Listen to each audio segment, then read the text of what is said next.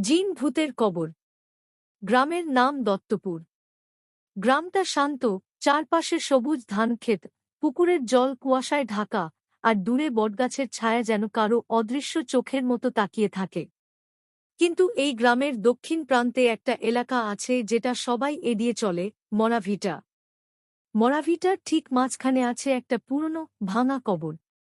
কবরটা সাধারণ নয়, গ্রামবাসীরা বলে এটা জিন ভূতের কবর। কারো কবরের ওপর কাঁটা গাছ জন্মানো স্বাভাবিক, কিন্তু এখানে কাঁটা গাছগুলো যেন ইচ্ছা করে পথ আটকে রেখেছে। দিন দুপুরেও ওখানে ছায়া ঘন হয়ে থাকে। অনেক বছর আগে এই গ্রামে নৌশের আলী নামে এক লোক থাকত। লোকটার ছিল অদ্ভুত ক্ষমতা, মানুষ বলে সে জিনের সাথে কথা বলতে পারত। রাতে নির্জন মাঠে গিয়ে ঘণ্টার পর ঘণ্টা কারো সাথে ফিসফিস করে কথা বলত, কিন্তু আশেপাশে কেউ থাকত না। একদিন হঠাৎ করে সে মারা যায়, আর কবর দেওয়া হয় মরাভিটার ওই স্থানে। মৃত্যুর পর থেকেই অদ্ভুত ঘটনা শুরু হয়। রাতে কবরের চারপাশে নীলাভ আলো জ্বলে ওঠা, কারো কারো কানে ফিসফিস শব্দ শোনা, এমনকি কিছু লোক নাকি নৌশের আলীকে ঠিক আগের মতো দাঁড়িয়ে থাকতে দেখেছে। বছরের পর বছর ধরে মানুষ ওখানে যাওয়া বন্ধ করে দিয়েছে। কিন্তু গল্পটা এখানেই শেষ নয়। এই গ্রামে কয়েক মাস আগে শহর থেকে এসেছিল রাকিব নামে এক যুবক। সে পেশায় ইউটিউব কন্টেন্ট ক্রিয়েটর, ভুতুড়ে জায়গায় ভিডিও বানানোই তার শখ। স্থানীয় চায়ের দোকানে কবরের গল্প শুনে তার মাথায় দারুণ এক আইডিয়া আসে। জিন ভূতের কবরের সত্যিটা বের করে ফেলব। রাত 12টার সময় ক্যামেরা, মাইক্রোফোন আর টর্চ নিয়ে সে রওনা দিল মরাভিটার দিকে। গ্রামবাসীরা বারবার সাবধান করল, ওই কবরের কাছে যাস না রে, নইলে ফিরতি পথ পাবি না। রাকিব শুধু হাসল। কিন্তু সে জানত না, সেদিন রাতটা হবে তার জীবনের সবচেয়ে ভয়ঙ্কর রাত। আপনি চাইলে আমি এখান থেকে দ্বিতীয় অংশে সরাসরি রাকিবের কবরের সামনে ঘটে যাওয়া ভয়ঙ্কর ঘটনাগুলো লিখে দিতে পারি, যাতে আপনার ভিডিও একদম সিনেমাটিক হয়। আমি কি এখনই সেই অংশ শুরু করব? ঠিক আছে, এবার জিন ভূতের কবর গল্পের দ্বিতীয় অংশ শুরু করছি। এখান থেকে ভয়ের মাত্রা আরও বাড়বে, যেন আপনার ভিডিওতে দর্শকরা একদম শ্বাস বন্ধ করে শুনতে থাকে। রাত তখন প্রায় 12টা 15। চাঁদের আলো মেঘের আড়ালে ঢেকে গেছে। রাকিবের হাতে টর্চলাইট, ক্যামেরা অন, আর মাইকে নিজের কণ্ঠ রেকর্ড হচ্ছে। বন্ধুরা, আমি এখন দাঁড়িয়ে আছি দত্তপুর গ্রামের ভয়ঙ্কর মরাভিটায়। আমার পিছনে যে কবরটা দেখছেন, স্থানীয়দের মতে এটি জিন ভূতের কবর। আজ রাতে আমি এখানে একা সময় কাটাব। দেখি আসলেই কিছু ঘটে কিনা। চারপাশে কেবল ঝিঁঝি পোকার শব্দ। বাতাস এত নিস্তব্ধ যে নিজের হৃদস্পন্দনও স্পষ্ট শোনা যায়। রাকিব কবরের কাছে গিয়ে দেখল, মাটির ওপর শুকনো কাঁটা গাছ পড়ে আছে, যেন ইচ্ছে করেই ঢেকে রাখা হয়েছে।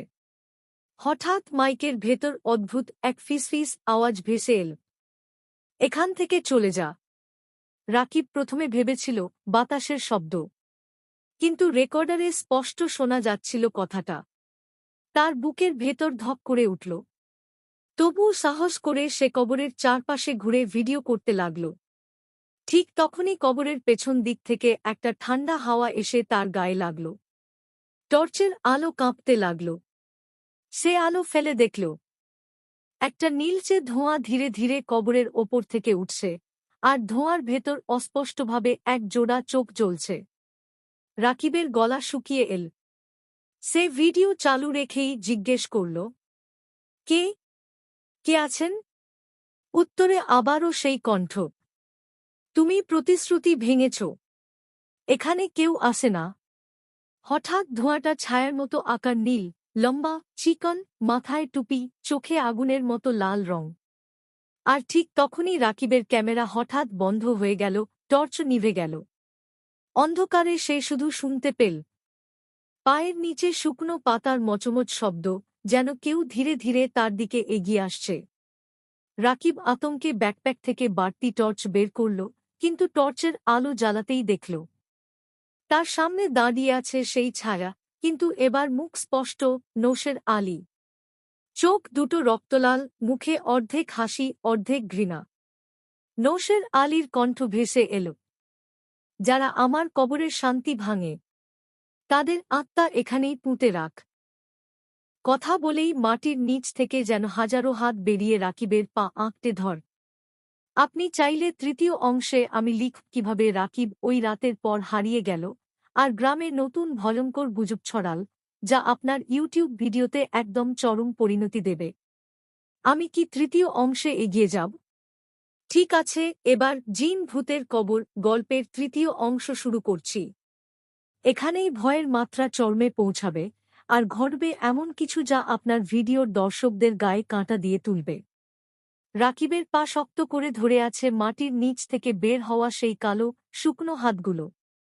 তার গলা দিয়ে শব্দ বেরোচ্ছে না, কেবল বুক ধড়ফড় করছে। চারপাশে অন্ধকার, শুধু দূরে কোথাও পেঁচার ডাক। সে সর্বশক্তি দিয়ে পা ছাড়ানোর চেষ্টা করল, কিন্তু হাতগুলো যেন লোহার শেকল। মাটি থেকে ধীরে ধীরে নৌশের আলীর কণ্ঠ ভেসে আসছে। এখন তোর আত্মা আমার হবে।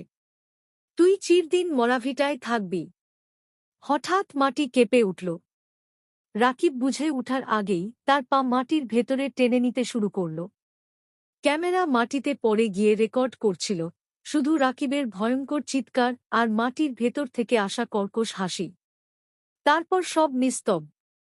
পরদিন সকাল। গ্রামের কয়েকজন কৃষক মরাভিটার পাশ দিয়ে যাচ্ছিল। তারা দেখতে পেল কবরের সামনে মাটিতে একটা ক্যামেরা পড়ে আছে। কৌতূহলবশত সেটা চালিয়ে দেখল রাতের রেকর্ডিং। প্রথমে রাকিবের কথা, তারপর ফিসফিস আওয়াজ, ধোঁয়া, আর শেষে তার ভয়ঙ্কর চিৎকার। সবচেয়ে ভয়ঙ্কর ছিল শেষের দৃশ্য।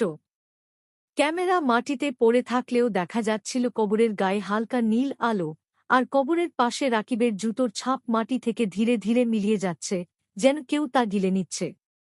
এরপর থেকে গ্রামে নতুন গুজব ছড়িয়ে পড়ল। নৌশের আলীর কবর এখন নতুন শিকার পেয়েছে। রাকিবের আত্মা। লোকজন বলে রাত 12টার পর কবরের কাছে গেলে দুটো কণ্ঠ শোনা যায়, একটা নৌশের আলীর, আরেকটা রাকিবের। দুটো কণ্ঠেই একই কথা, এখান থেকে চলে যা, নইলে তুইও আমাদের মতো হবে। আপনি চাইলে আমি এখন চতুর্থ অংশে এই গল্পে আরেকজন চরিত্র আনতে পারি, যে রাকিবের খোঁজে মরাভিটায় যাবে, আর তখন ঘটবে আরও বড় ভয়ঙ্কর ঘটনা। এতে গল্প আরও লম্বা হবে এবং আপনার ইউটিউব ভিডিওতে টান টান উত্তেজনা বজায় থাকবে। আমি কি সেই অংশ লিখে দিই? ঠিক আছে, তাহলে আমি জিন ভূতের কবর গল্পটির সুন্দর কিন্তু ভয়ঙ্কর সমাপ্তি লিখে দিচ্ছি, যাতে আপনার ইউটিউব ভিডিও একদম শেষ মুহূর্ত পর্যন্ত দর্শকদের ধরে রাখতে পারে। হারিয়ে যাওয়ার পরে তার ছোট ভাই রিয়াদ শহর থেকে গ্রামে আসে। ভাইয়ের শেষ রেকর্ডিং দেখে সে বিশ্বাস করতে পারছিল না যে ওসব সত্যি। সে স্থির করল যেভাবেই হোক রাকিবকে খুঁজে বের করবে। রাত 12টায় সে মরাভিটার দিকে এগোল, হাতে কোরআন শরীফ আর মাটির তেল ঢালা প্রদীপ। গ্রামের এক বৃদ্ধ মোল্লা তাকে সাবধান করে দিলেন, যদি জিনের কবল থেকে কারো আত্মা ফেরাতে চাস তবে কবরের মাটিতে পবিত্র দোয়া পড়ে ঢালবি। কিন্তু মনে রাখবি, দোয়া শেষ হওয়ার আগে পেছনে তাকাবি না। রিয়াদ কবরের সামনে গিয়ে দোয়া পড়তে শুরু করল। প্রথমে সব শান্ত ছিল, কিন্তু হঠাৎ চারপাশে ঠান্ডা হাওয়া বইতে লাগল, গাছের ডাল ভেঙে পড়ল। কবরের ওপর নীল ধোঁয়া ঘুরপাক খেতে লাগল, আর ধোঁয়ার ভেতর রাকিবের মুখ দেখা গেল, চোখে ভয় আর অনুরোধ। রিয়াদ থামল না, দোয়া পড়তেই থাকল। ধীরে ধীরে ধোঁয়া কাঁপতে শুরু করল, আর নৌশের আলীর রাগান্বিত চিৎকার শোনা গেল, তাকে আমি ছাড়ব না। রিয়াদ চোখ বন্ধ করে শেষ লাইন পড়ে তেলের প্রদীপের আলো কবরের মাটিতে ঢেলে দিল।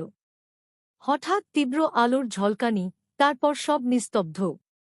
চোখ খুলে রিয়াদ দেখল কবরের ওপরের কাঁটা গাছগুলো শুকিয়ে ধুলো হয়ে গেছে। পাশে দাঁড়িয়ে আছে রাকিব, সুস্থ কিন্তু অবাক।